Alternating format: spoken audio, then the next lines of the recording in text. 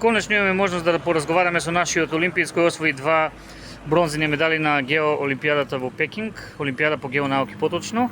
Еве една мала лична карта за тебе да ни кажеш и за самото патешествие од почетокот до моментот додека ги освои медалите. Олимпијадата беше прекрасно искуство. Учествував на неа поради натпреварната географија, на кој што на државно ниво освои прво место. После тоа се доврши селекција. На селекцијата одбраа 4 од нас, кои го представувавме тимот на Македонија.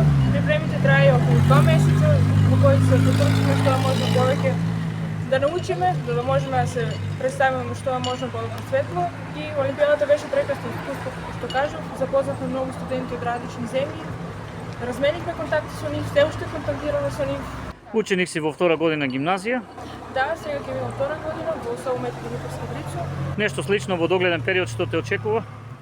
Имам покана за селекција за Олимпијада по биологија, која ќе се одржи наредната година, за тоа ќе размислам, ќе Вчера да доби наградата и од нашето свештенство по повод големиот денешен празник Успение на Пресветата Богородица. Еве што за тебе значи и самото учество и ваквите награди?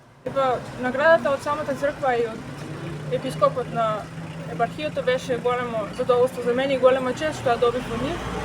И самото учество на Олимпијадата ми беше чест да ја представувам и нашата држава и тимот.